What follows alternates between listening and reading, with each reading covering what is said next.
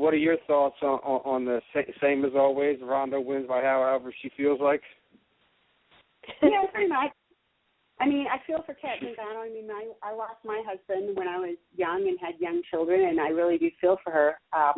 But I still hope Ronda beats her, and Ronda will beat her because, you know, she trains harder, and she's been doing this more than half her life.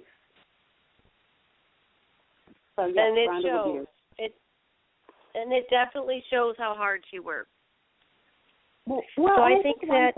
No, go ahead. Oh, I was going to say, I think one advantage that she has had, and maybe it's because, you know, she comes from a pretty big family, and we're not like living in some trailer park where anybody depends on her income. So we're pretty ready to just tell her what we think all the time. And so she hasn't got into that I'm so great I don't need to train mode that sometimes people do. You know, she still buckles down and trains 2 or 3 times a day. So I think she's going to be good to go. Well, we will I'll say count this, on. like the one thing. Go ahead, Rachel. Go ahead. I was just going to say this. We will count another arm in the arm bar closet. I told her after that fight with Alexis Davis, I said, you know, if you hadn't punched that lady in the head and you were just throwing an arm bar, your hand wouldn't be getting sewn up right now. So, and she said, only you, Mom, if I defend my world title and win a match in 16 seconds, would say you could have done it better. But look, you want to get thrown up? Look, throw her arm bars and let's go out for chicken wings. Well, you have to be. I mean, that's the one thing you have to say that a lot of people were surprised about, which I wasn't, is how much Ronda's hands have progressed and grown since the time that she started fighting, and you know, you've seen in her last few fights, you know, winning by knockout and over 2 pretty stern and stiff opponents who, you know, are fairly durable fighters, one being an undefeated fighter. I just say it speaks volumes, and might have to disagree with Rachel on this one. I think we might see another TKO or KO stoppage in this one.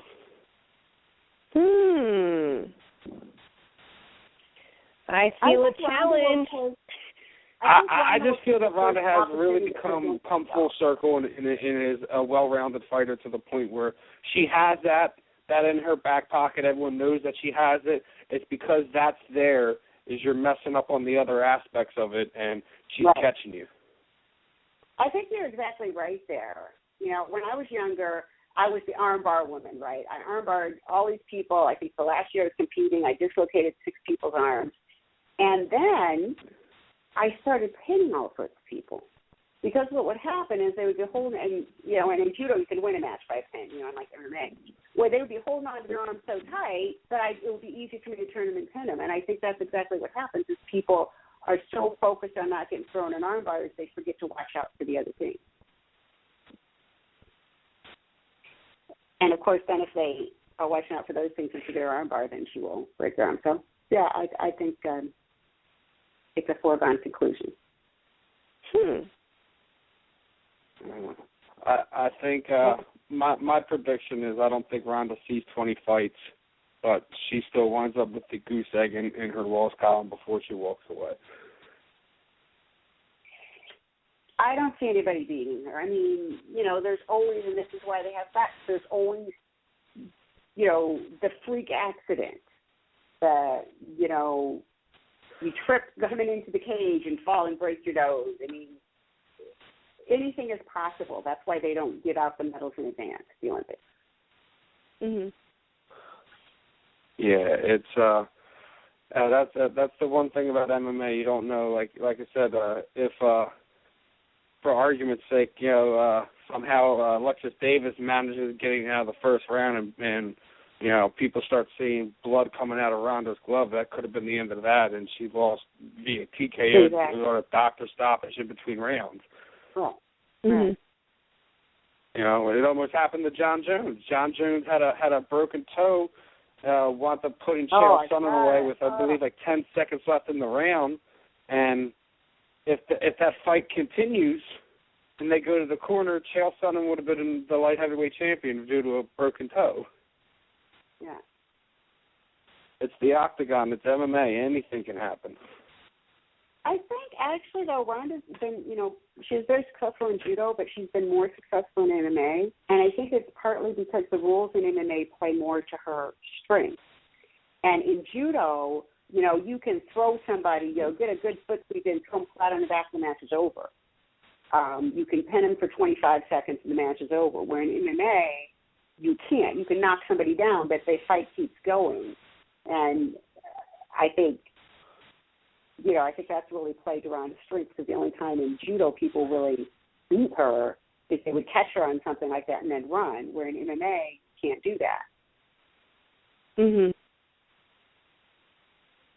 You fight, you compete until there's a winner. Pardon? You fight, you compete until there's a winner. That's the one thing you got to love about MMA. Yeah, and the thing is too, it's a much longer time period. So, like I said, if you got ahead, you'd have to run for 25 minutes. That's a long time to run. Yeah. Now, in judo, one thing I want to get on before we get ready to let you go, and I let Rachel ask a few more questions, is now you're a doctor, you have a PhD. What is your doctorate field? My specialization is applied statistics and psychometrics, and so I'm I got in educational psychology because when I was at the University of California, Riverside, it's probably still this way, they wanted you, if there a field you applied statistics in. So, I just finished teaching a course in advanced multivariate statistics. I do a lot of statistical programming, and then the games that we write are to teach mathematics. So, applied statistics and measurement. So I can't tell you, I'm not that kind of doctor of psychology. I can't tell you, why you don't get along with your mother, but I can tell you the exact proportion of people in the country that don't get along with their mother to the same extent within a, standard error of measurement. It's actually very useful. I'm teaching the course next month on epidemiology, so it's actually very useful for looking at things like trends and diseases and cool stuff. I love it. As long as you're happy, that's all that matters at the end of the day. It is. Rachel? Oh, yes. I'm listening intently. I have, hold on 1 second here. I have one question. I don't have too many more questions, but this comes to mind, and you don't have to comment on it if you don't want to, but I want to ask you about Ronda's old manager, Darren Harvey. And as I understand, that relationship pretty much ended abruptly, if I understand that correctly.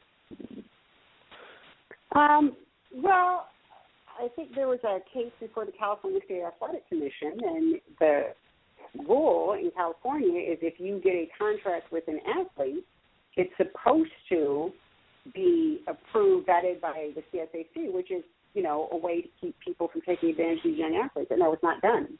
And so they threw it out and said, null and void. And, I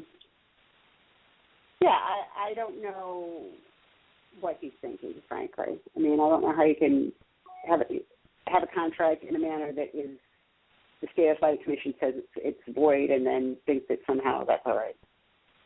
Because I know that there were talks about him possibly filing a lawsuit against her for that, which, nobody knows the whole story. It's between her and her old manager.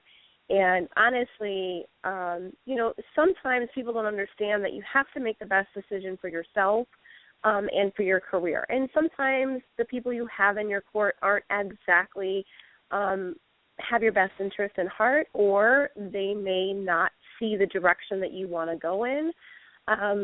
People don't understand that. So obviously what people don't know, they criticize quickly. So, just a clarification so that people understand that that's something that happens all the time. Is that not correct? Oh, of course it does. I mean, think about it. Think of it in terms of a career. How many people do you know are in your first job?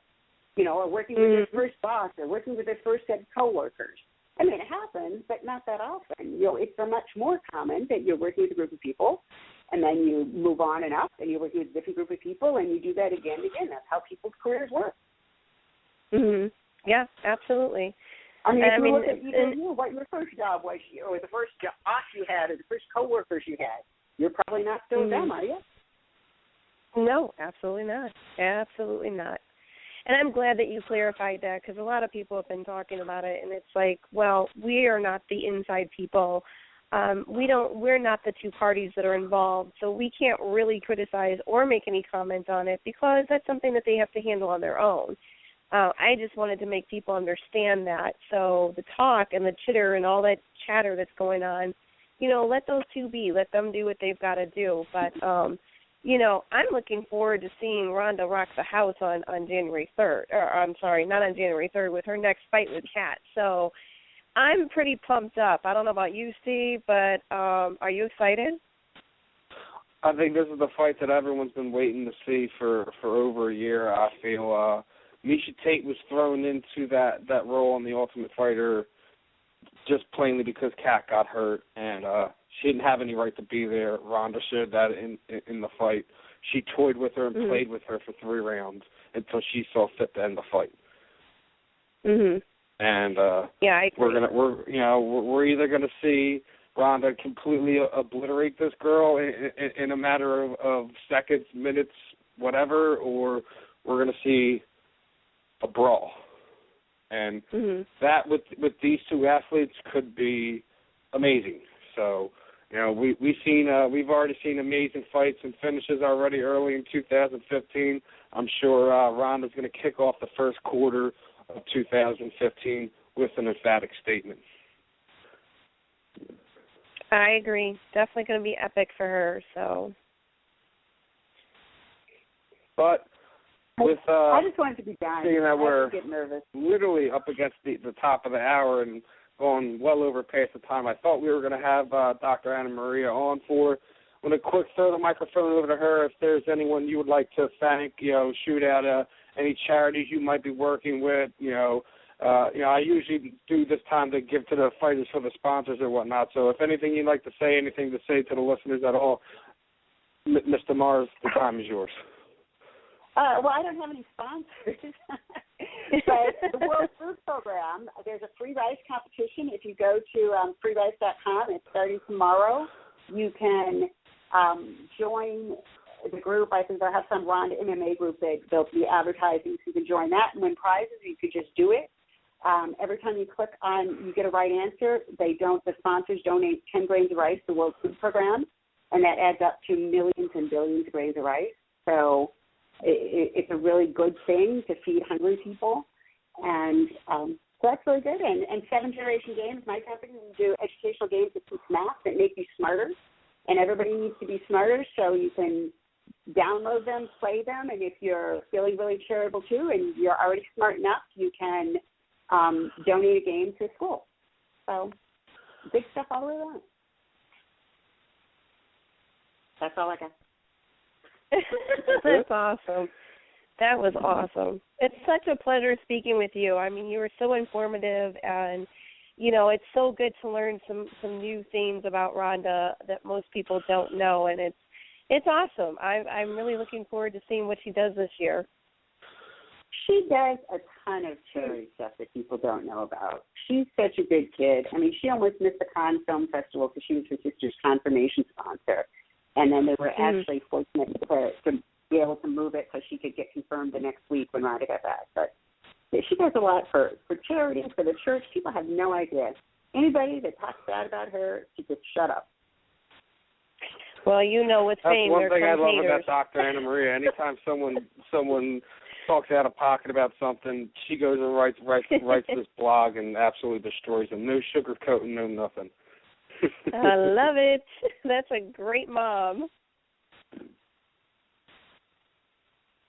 But want to thank you for your time tonight, Mr. Mars, and wish you all the best. And she is already gone.